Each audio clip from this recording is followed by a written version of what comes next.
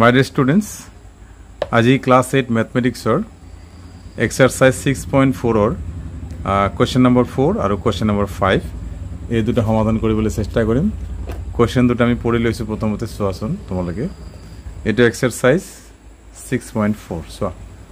exercise 6.4 চাইছা? exercise 6.4 question number 3 লৈকে আমাৰ হৈ গৈছে। এতিয়া আমি question number 4 আৰু question number 5 এই দুটা সমাধান কৰিম। question number 4 কি কৈছে?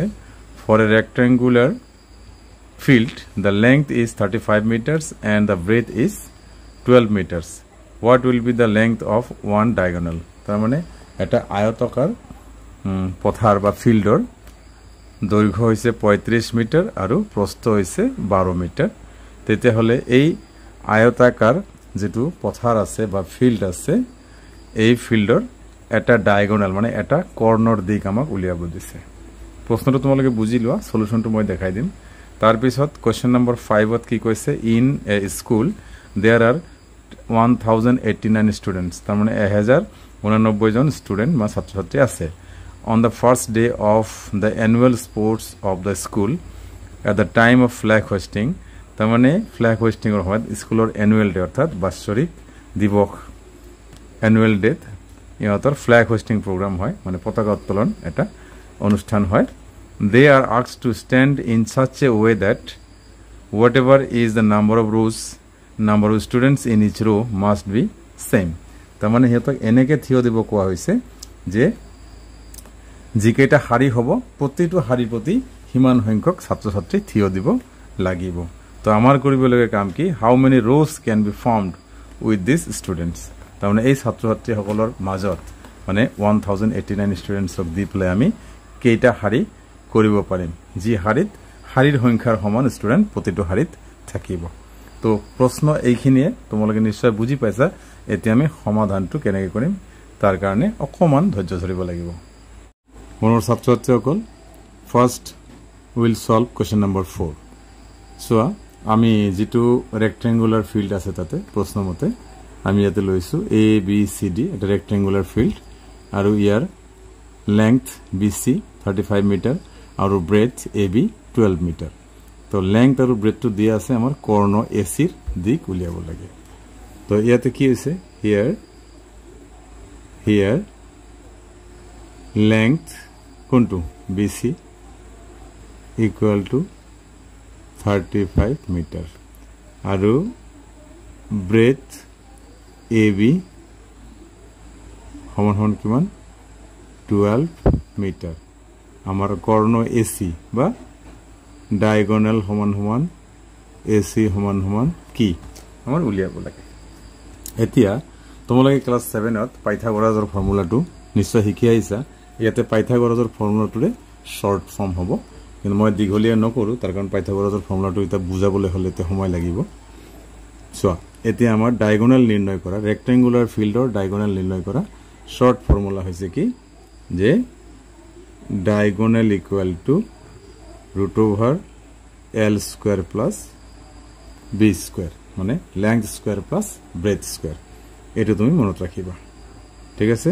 এতে লেংথ কিমান? লেংথ হয়েছে আমার 35 স্কয়ার, ব্রেথ হয়েছে 12 স্কয়ার, ঠিক আছে? এইবাৰ মই আৰু এটা শৰ্টকাট তোমালোকক শিকাই দিম। এতিয়া চোৱা, 35 ৰ স্কয়াৰ উলিয়াব লাগে আৰু 12 ৰ স্কয়াৰ উলিয়াব লাগে।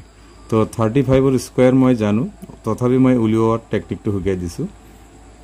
35 * 35 কেনেকৈ কৰিবা? যদি কোনো সংখ্যাৰ এককৰ স্থানত 5 থাকে তেনেকৈ সংখ্যাক পূৰণ কৰিবলৈ হলে শৰ্টকাট মেথড এপ্লাই কৰিব পাৰি। কেনেকৈ?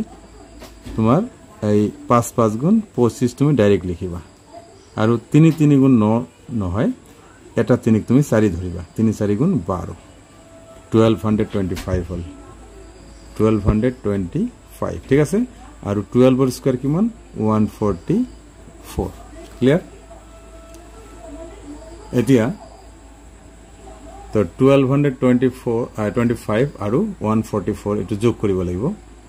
কিমান হ'ব? ইয়াতে 9 হ'ব আৰু ইয়াতে হ'ব 6, ইয়াতে হ'ব 3, ইয়াতে হ'ব 1, 1369।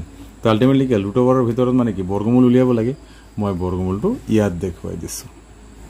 চোৱা, তো আমাৰ কি 1369 আমাৰ নিয়মটো সেম সোঁফালৰ পৰা প্ৰতি দুটো অংকৰ ওপৰত এটা এটা আঁচ টানিব লাগে এতিয়া আমি বৰ্গমূল উলিয়াম তো 13 ওচৰা-ওচৰি সৰু বৰ্গ সংখ্যা কি 3 3 গুণ 9 13 পৰা 9 বিয়োগ কৰিলে 4 হ'ব এইখিনি কাম আমাৰ শেষ হ'ল তাৰ পিছত আমাৰ নেক্সট যেটো বাৰ আছে তাৰ তলৰখিনি বলে লৈ আহিব লাগিব তো 69 ওকে তো 469 হল ইয়াতে এতে নিয়ম আমাৰ সেম এই 3 যেটো ভাজক প্ৰথম পৰ্যায়ত তাক ডবল কৰিলে 6 হ'ব এতিয়া 9 কি পূৰণ কৰিলে পোৱা যায় 3 3 জাৰ 9 আৰু 7 7 জাৰ 49 তাৰে 9 পোৱা যায় তো আমি ইয়াতে 7 দিম কাৰণ 469 আছে ডাঙৰ সংখ্যা তো 7 7 জাৰ 49 ইয়াতে 9 থাকিলে 4 থাকিলে হাতত 7 6 জাৰ 42 আৰু হাতৰ 4 46 আমাৰ মিলি গল তো উত্তৰ আহিলে আমাৰ এইটো তো 1369 ৰ বৰ্গমূল হৈছে 37 তো আমি ইয়াতে কি লিখিম তো এই ৰুট ওভাৰটো ক্যালকুলেশন আমাৰ ইয়াতে হৈ গল ইয়াতে কি হ'ব জানানে 37 মিটাৰ তো ডায়াগোনাল আমাৰ হৈ গল যেটো ৰেক্টেঙ্গুলাৰ ফিল্ড আছিল যাৰ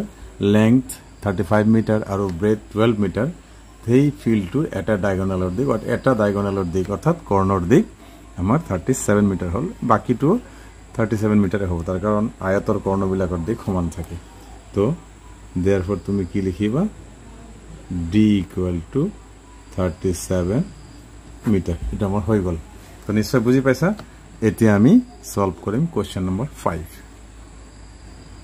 এতিয়া কোৱেশ্চন নম্বৰ 5 তোমালোকে চোৱা number of rows can be formed তোমালোকে কোৱেশ্চন নম্বৰ 5 টো পঢ়িবা মানে কিমানটা শাৰী আমি বনাব পাৰো তো number of rows can be formed that means এই সংখ্যাটোৰ বৰ্গমূল তাৰ মানে যিমানটা শাৰী থাকিব শাৰীৰ প্ৰতি হিমানজনকৈ ছাত্ৰ ছাত্ৰী থাকিব গতিকে এটো স্কয়াৰ ৰুট উলিয়ালে হৈ যায় তো 1089 অৰ্থাৎ 1089 ৰ আমি স্কয়াৰ ৰুট উলিয়াম কেনেকৈ উলিয়াবা স্কয়াৰ ৰুটটো তুমি তো জানা ইয়াতে মই আষ্টানি দিছো ওকে স্কয়াৰ ৰুটটো মই ইয়াত উলিয়াব দেখাই দিম তোমালোকে জানা এটো ইজি 1089 আমাৰ নিয়ম সেম সোঁফালৰ পৰা প্ৰতি দুটো অংকৰ ওপৰত আঁচ টানিব লাগে আঁচ টানি দিলো এতিয়া 10 আছে ইয়াৰ ওচৰা-ওচৰি সৰু বৰ্গ সংখ্যা কি 3 3 জাৰ 9 ঠিক আছে এক থাকিব তাৰ পিছত তুমি 89 টো তলত লৈ আহিবা ওকে এতিয়া এই যে 3 আছে ইয়াক আমি ডবল কৰি 6 বনাম এতিয়া কি লিখিলে আমাৰ এই 9 টো মিলিব আমি যদি 3 লিখি চাও 3 3 3 গুণ 9 3 6 গুণ 18 মিলি গল ঠিক আছে তেতে হলে আমাৰ আনসার আহিলে কি 33 that means এই root over of 1089 ৰ আনসাৰ কিমান হ'ব 33 তাৰ মানে আমি কিমানটা শাৰী বনাব পাৰিম 33 টা শাৰী আমি বনাব পাৰিম আৰু প্ৰতিটো শাৰীতে 33 জনকে ছাত্ৰ ছাত্ৰী থিয় হ'ব মৰমৰ ছাত্ৰ ছাত্ৰীসকল আজিৰ ভিডিঅ'ত এইখিনি লগ পাম পৰৱৰ্তী ভিডিঅ'ত ধন্যবাদ